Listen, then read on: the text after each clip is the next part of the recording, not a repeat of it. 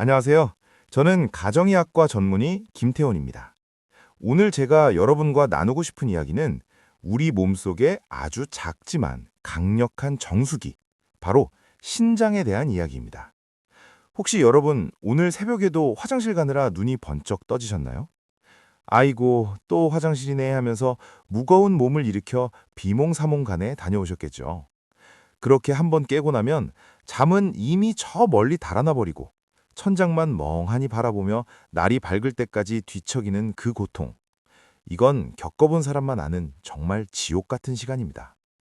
많은 분이 나이 들어서 방광이 약해졌나 보다 하고 가볍게 넘기시곤 합니다.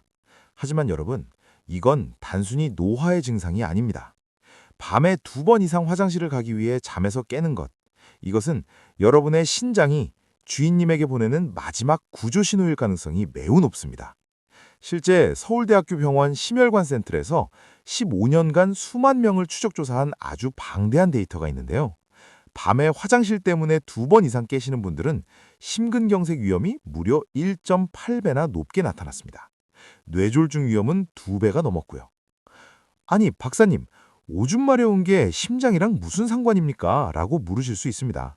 하지만 상관이 아주 깊습니다. 우리 몸의 심장과 뇌는 밤에 반드시 쉬어줘야 합니다. 그런데 밤새 화장실을 들락거리면 심장은 쉬지 못하고 계속 일을 하게 됩니다. 엔진에 과부하가 걸려 터지기 일보 직전인 상황이 되는 것이죠. 더 충격적인 것은 이 모든 문제의 원인이 여러분이 잠들기 전에 무심코 하는 작은 습관 하나 때문이라는 사실입니다. 몸에 좋다고 챙겨 드셨던 것, 혹은 습관적으로 했던 행동 하나가 여러분의 밤잠을 야금야금 갉아먹고 있었던 거예요. 제 환자분 중에 이런 분이 계셨습니다. 밤에 4번씩 깨서 화장실을 가시던 70살의 어르신이었는데 제가 오늘 알려드릴 이 방법을 딱 2주일 동안 실천하시고 나서 지금은 단 한 번도 안 깨고 푹 주무십니다. 아침에 일어났을 때의 개운함이 예전과는 비교도 안 된다며 제 손을 꼭 잡고 눈물을 글썽이시더라고요. 여러분도 오늘 이 이야기를 끝까지 들으시면 내일 아침 얼굴 붓기가 싹 빠진 채로 아주 가벼운 아침을 맞이하실 수 있을 겁니다. 자, 본격적으로 들어가기 전에 우리 서로 인사 한번 나눠볼까요? 지금 이 이야기를 어디서 듣고 계신가요? 침대에 누워 계신가요? 아니면 소파에 앉아 계신가요? 그리고 어제 새벽에는 몇 번이나 화장실 때문에 깨셨나요? 댓글로 여러분이 계신 지역과 숫자만 간단히 남겨주세요. 수원 사는데 2번 깼어요. 이런 식으로요. 여러분의 소중한 경험담이 제가 더 정성껏 정보를 준비하는 큰 힘이 됩니다. 이제 첫 번째 원인부터 낱낱이 파헤쳐 보겠습니다. 이게 사실 제일 중요합니다. 우리 몸에는 밤에 잠을 잘 때, 자, 이제 밤이니까 소변을 만들지 마라 하고 명령을 내리는 공장이 하나 있습니다. 전문 용어로는 항이뇨 호르몬이라고 부르는데요. 이 공장장이 제 역할을 다해야 밤새 소변량이 줄어들고 우리가 아침까지 푹 잘 수 있는 것입니다. 그런데 문제는 이 공장도 나이를 먹는다는 거예요. 60살, 70살이 넘어가면 이 공장장의 목소리가 아주 작아집니다. 낮인지 밤인지 헷갈려 하면서 밤에도 소변을 계속 만들어야 하나 말아야 하나 고민하는 것이죠. 결국 밤새 소변 공장이 풀가동됩니다. 젊었을 때는 밤에 문을 딱 닫고 쉬었는데 이제는 야간 근무를 밤새도록 하는 격입니다. 이것이 바로 여러분이 화장실 때문에 깨는 가장 근본적인 호르몬 노화 문제입니다.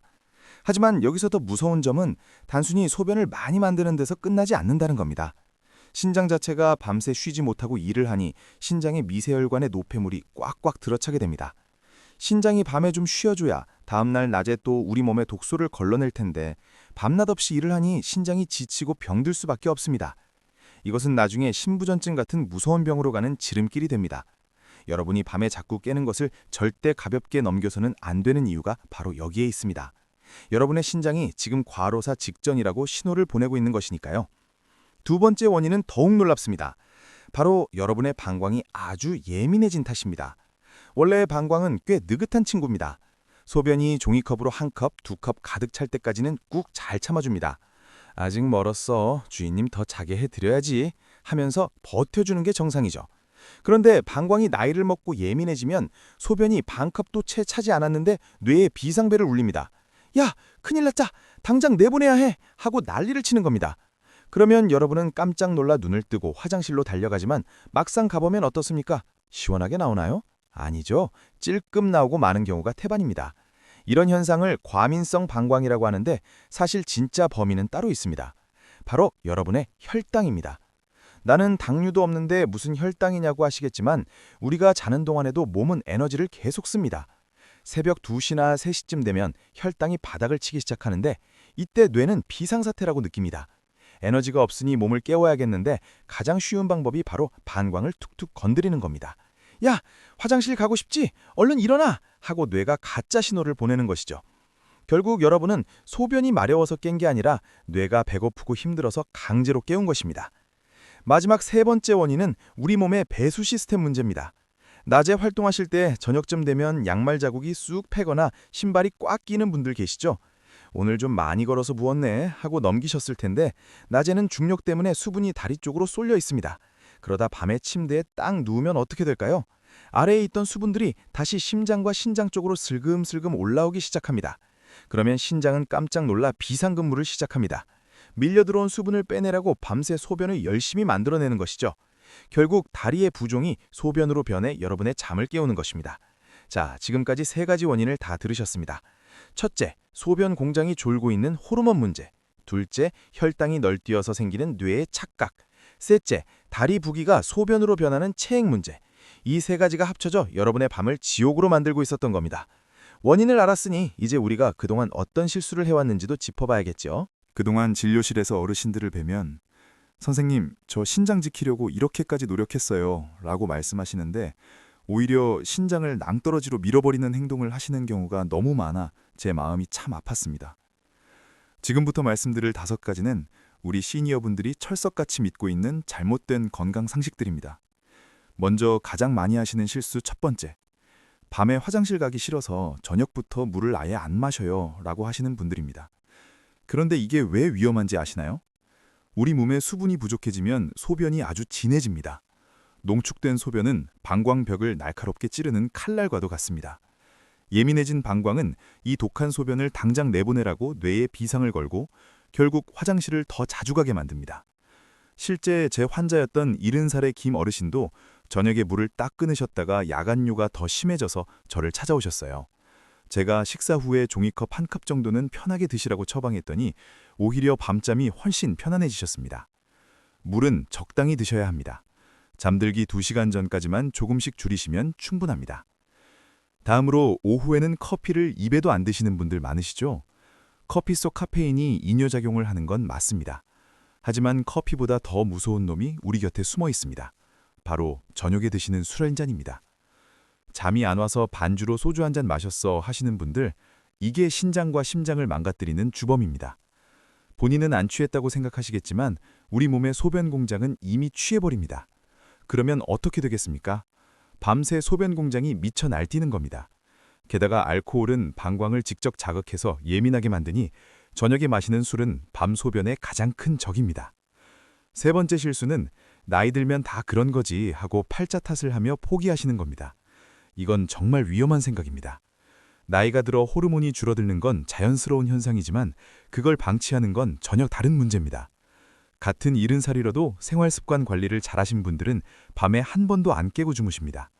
관리를 한 분과 안 한 분은 야간유 빈도에서 무려 40% 이상 차이가 납니다. 내 팔자가 이렇지 하고 넘기지 마세요. 그 방치가 쌓여서 나중에 심장병이나 뇌졸중으로 이어지는 겁니다. 오늘 제 이야기를 들으시는 여러분은 이제 팔자 탓 대신 습관 탓을 하셔야 합니다. 네 번째 실수, 소변 마려운 걸 어떻게 참아, 병돼 하시면서 조금만 느낌이 오면 바로 화장실로 달려가시는 분들 계시죠? 그런데 이게 방광을 더 나약하고 예민하게 만드는 지름길입니다. 방광도 근육이고 훈련이 필요합니다.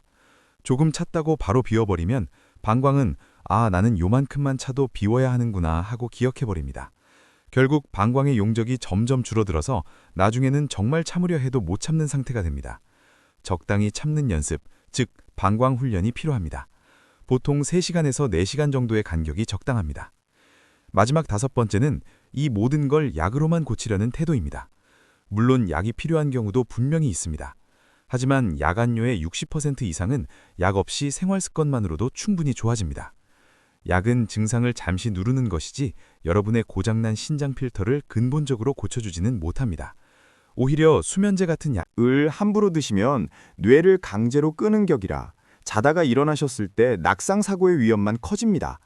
제가 잠시 후에 알려드릴 기적의 한 스푼과 저녁 습관 교정이 그 어떤 비싼 약보다 강력한 힘을 발휘할 것입니다. 약에 의존하기 전에 내 몸의 자연 치유력을 한번 믿어보세요. 자, 여러분, 이 5가지 중에서 본인이 어머, 내 이야기네? 하시는 게 몇 개나 되시나요? 만약 하나라도 있다면 오늘부터 당장 바꾸셔야 합니다.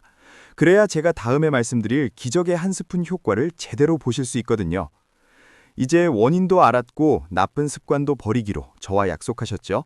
그럼 이제 오늘 이야기의 핵심, 이 지긋지긋한 야간요를 싹 잡고 찢어지는 신장을 다시 붙여주는 비결을 말씀드려야겠네요.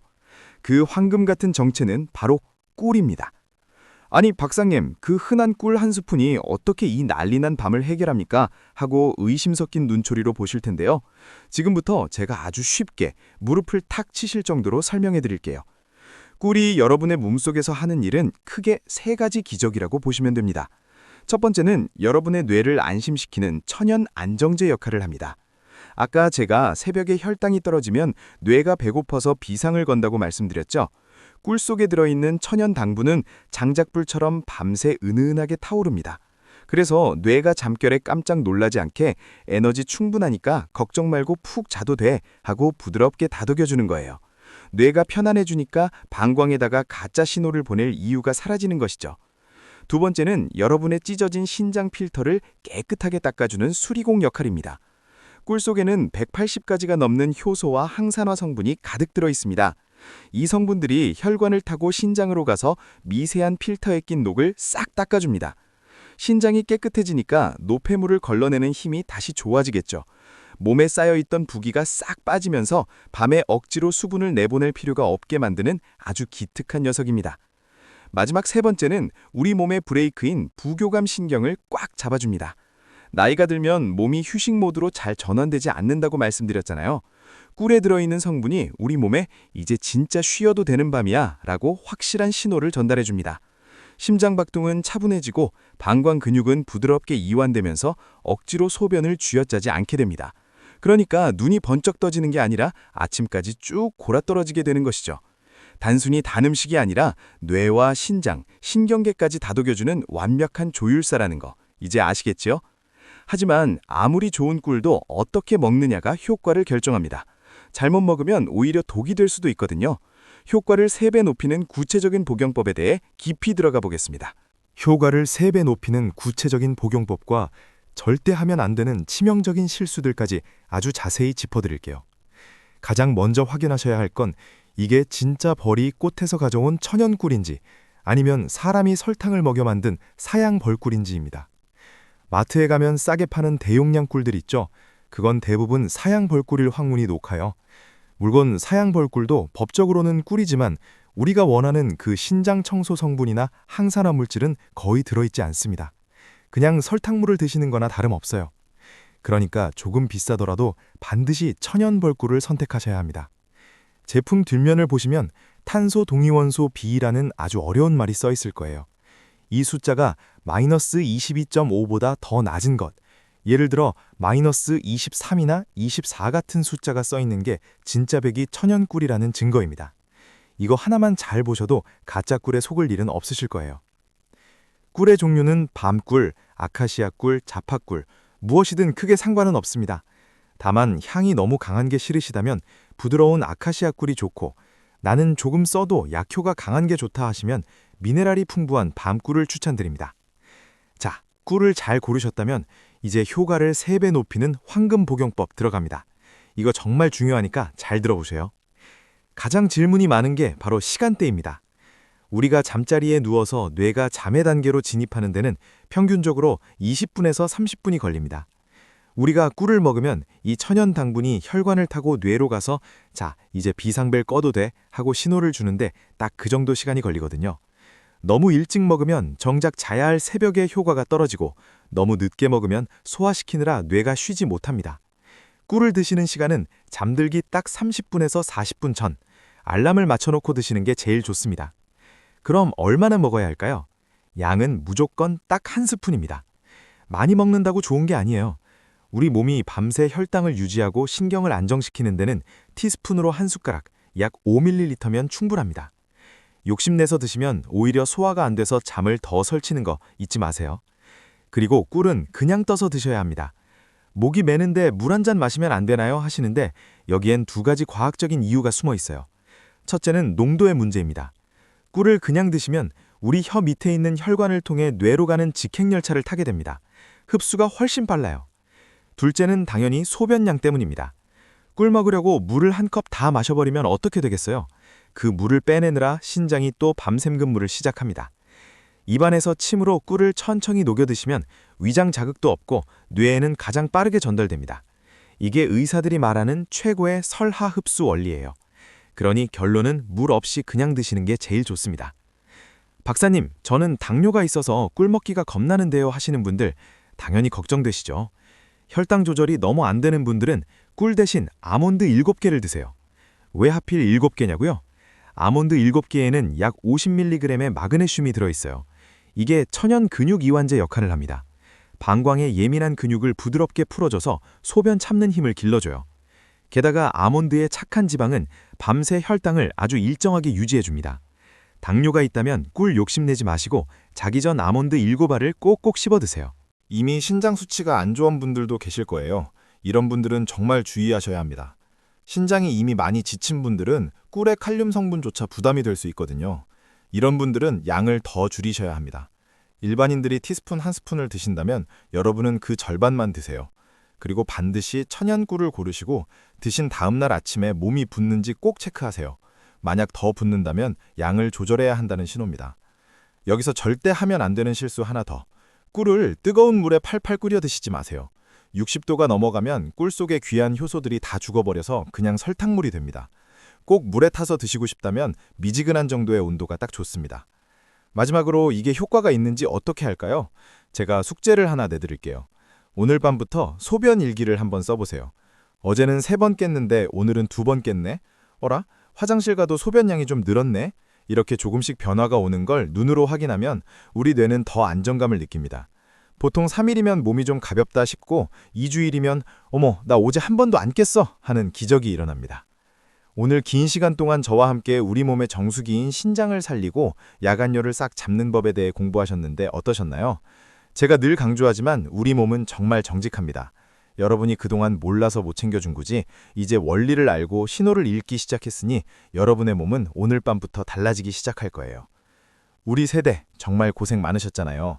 자식들 키우고 먹고 사느라 내 몸 찢어지고 망가지는 줄도 모르고 앞만 보고 달려오셨죠. 이제는 나 자신한테 좀 친절해지셔도 됩니다. 자기 전 그 꿀 한 스푼이 단순히 잠을 잘 오게 하는 게 아니라 그동안 고생한 내 몸아 이제 푹 쉬어라 하고 스스로에게 주는 가장 달콤한 선물이 될 거예요. 그렇게 밤새 신장이 쉬고 나면 내일 아침 여러분의 눈앞은 오늘보다 훨씬 맑아질 겁니다.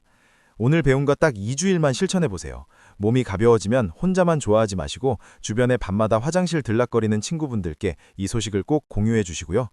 여러분의 건강한 삶을 진심으로 응원합니다. 부디 오늘 밤은 화장실 걱정 없이 꿈도 안 꾸고 단잠 주무시길 바랍니다. 긴 이야기 들어주셔서 감사합니다. 여러분 모두 만수무강하시고 평안한 밤 되세요.